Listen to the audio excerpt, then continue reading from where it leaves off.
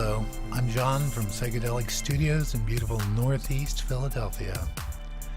This is a short video tour of the facilities and resources that Psycheddelic Studio has to offer you and your recording projects. So let's get into it. What do you say? Here we are, taking a stab at this. This is our latest project from the studio. Steve Adel signs Another Time. This is the Disc Maker's project here. Okay, let's talk about Steve's experience here at the recording studio. He's one of those older gentlemen who's a little less comfortable with a computer than he possibly could be. And he worked for, quite a while recording things, getting various and sundry results. After I talked to him for a while, I convinced him to come over here and give us a try, and he was quite pleased with the results, I believe. Here is the recording software we use. This is not Pro Tools. I've had people call and ask about it. Well, inquire about that. We don't do Pro Tools sessions here. This is Cakewalk Sonar. It's a software I've used since it first came out and didn't actually even work.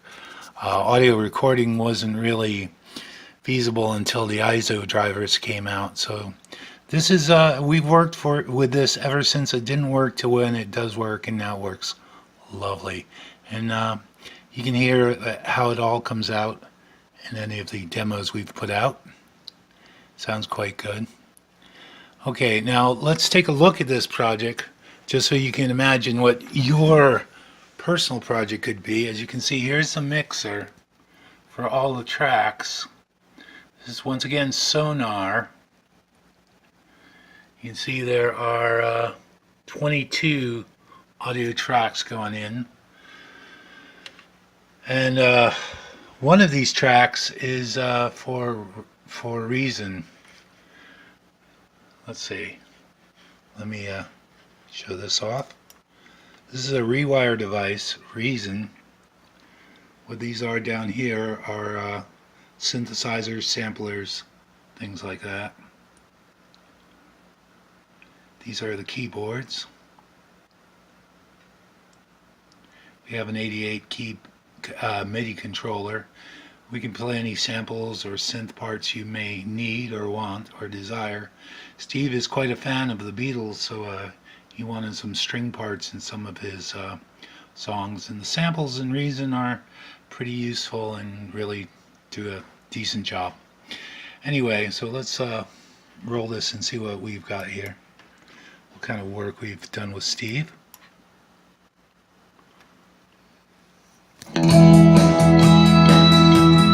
As you can hear, we don't play the music brain-meltingly loud here. It's not necessary to get a good mix.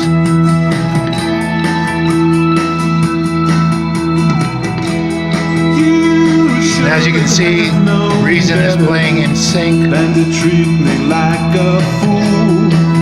with Sonar. There are like 6 tracks here. Let's go to the mixer for Reason.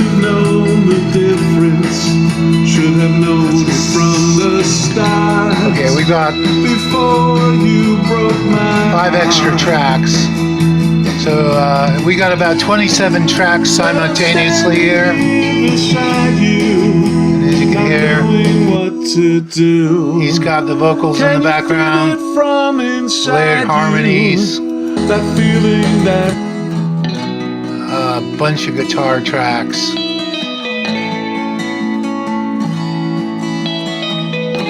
There's even little harmonic pings going in and out here.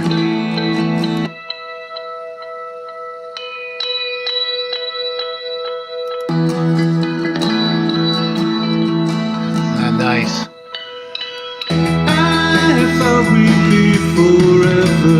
So the point of this exercise is just to show you what is available. Pretty much all the musical horsepower you might want to bring to bear on your project, we've got it. We aren't a big, large professional studio. Waiting for record companies to give us contracts to record Band of the Moment. I basically work with musicians who have a catalog of songs, who want them to be rendered in they have a vision. I'm trying to help them achieve that vision. And with the combination of software I use, we seem to have a lot of firepower at our disposal. So let's take a look around the studio hardware-wise. And yeah, I'm doing this off the cuff, so excuse me. Okay, here's our interface section. We do have a 12-channel mixing board here, should we need to mix any signals. We have a ProSonus computer interface here. This provides us with 8 discrete audio channels simultaneously. We have 8 oxygen class preamps on the system. You'll see below there's an 8-channel headphone amp, and below that a power conditioner. This is the stuff that gets the sound into the computer. This is my 88 key MIDI input keyboard. I use this for Reason, play samplers, synths, whatever you need. Full piano scale. Yay! Okay, and here we are at the world famous wall of guitars. This is, of course, my American Special Strat. This guitar I lusted after for quite a while. It is American made, does have the Texas Special pickups, does have extra large frets. All these guitars are my favorite, but this might be my favorite. I don't know. It's very nice. You can use this in the studio if you're thusly inclined. This is my Telecaster.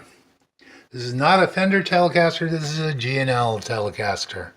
It is extremely popular with everybody that comes in here. They seem to love this guitar. It just seems to have no nasty habits and produces a sound that's full and textured and just very present. This, of course, is an actual Les Paul. It is American made. Should you need a Les Paul, we have a Les Paul. And next to that is a Squier, I think it's a 57 vintage. I forget. It's a very cheap guitar and it does fill the gap. It definitely has a distinct sound, very good for punk rock, sort of ratty, sort of rock and roll kind of things. Of course, next to that we have a Fender Jazz Bass. It is made in Mexico, but it's quite nice. And then further over, we have the acoustic section. Hold on, let me move this. We've got a couple Ovations, just because back when I was performing I was very fond of Ovations. They're very, very good for taking on the road. They take a lot of abuse. They fall over without cracking, and that's why I bought them. They don't sound particularly good, I don't think, but this one does. This is a Breed Love. This has a Sitka spruce top, and of course a rosewood back. Rosewood and Sitka spruce, very popular among acoustic guitar players. This is, of course, our Theremin, one of the prizes of this studio. We do have a Theremin available should you need one. First off, sorry for the quality of the video. I have no professional video editing training, but I think this video will serve its purpose. I want you to imagine what you could do with these resources. Imagine the project you could produce. Feel free to contact me at the email listed in the details, and let's talk about the project you wish to create. If you don't sound good, I don't sound good. Thank you for your time.